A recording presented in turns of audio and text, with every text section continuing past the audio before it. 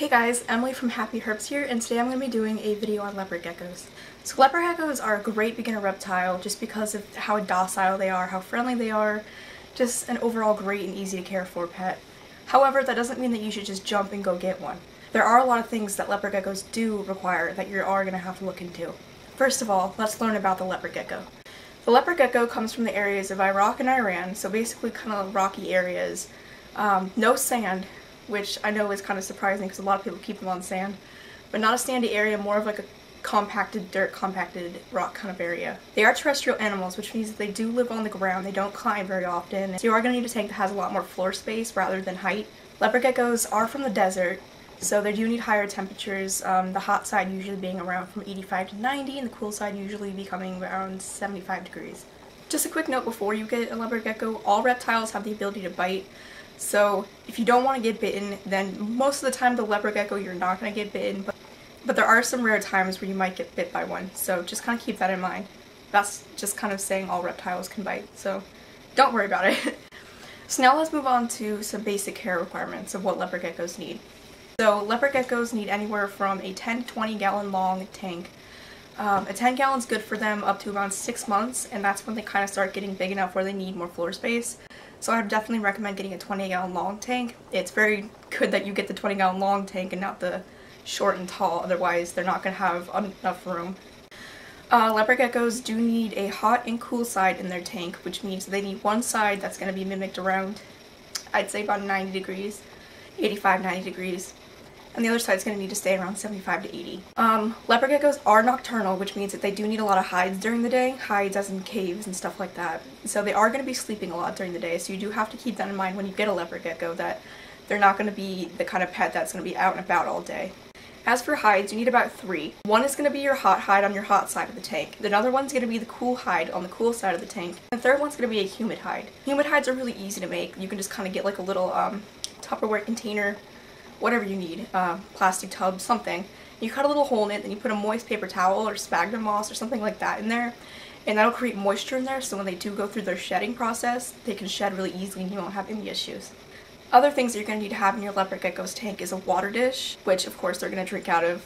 You're going to need a food dish for if you feed mealworms like I do, you're going to need a food dish. And also a calcium dish. Leopard geckos do need calcium to help their bones grow, and so you are going to need a calcium dish. They'll actually go right up to it and just start licking up the calcium.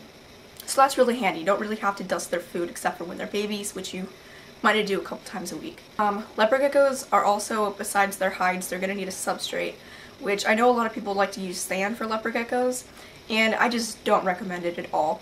They sense their environment through licking, which means that they're going to probably wind up licking some of that sand and ingesting it. And if they ingest too much of that sand, they can actually get something called kind of like a blockage, or they can get impacted, which basically means that they can't digest their food anymore and they're just going to get stuffed.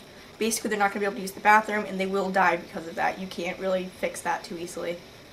Another thing you're going to need is a under tank heater, which is basically like a heat mat, and it goes underneath the hot side of the tank. Leopard geckos use belly heat to digest their food, so an under tank heater is really important. It's actually more important than a heat lamp. I personally keep a heat lamp on the warm side of my tank. It's only a 50 watt. And it keeps the kind of stagnant air temperature in the tank around 88 degrees on the hot side, which is a good temperature for a leopard gecko. So other things that you might just want to have are some, I guess, plants. Leopard geckos don't come from anywhere that really has a lot of shrubbery. However, it is nice to have some kind of extra protection just so they kind of feel more secure in their environment. Oh, and another thing is you're going to need to have thermometers on each side of the tank. You either get the ones that kind of like stick in the tank, which aren't very accurate. You can get the ones that have the actual dial in them and everything, or there's a whole bunch. Infrared thermometer thing, where basically you just kind of like click the thing and then it'll give you your temperature in the tank. And I do that a couple times a day, and it's a lot easier than getting those thermometers and having them practically be wrong all the time. You need UVB light like bearded dragons or skinks or anything like that. They're pretty easy overall to keep, and they're a lot of fun to have. Another thing is, a lot of people have this like assumption that you can keep 2 leopard geckos together, 2 or 3 or 4 or whatever.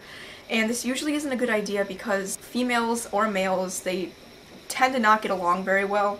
There are some instances where they do get along. However, it's just probably not the best to do unless you have experience with leopard geckos. I wouldn't just try shoving 2 together at the beginning. Another quick thing is you can't keep two male leopard geckos together because they will fight to the death. You should probably not keep a male and a female together unless you're breeding, but a female and a female can be kept together as long as you kind of watch them and you kind of prepare just in case you need to separate them. So that's basically it about leopard geckos. They're great little pets. The males get about 10 inches long and females get around 8.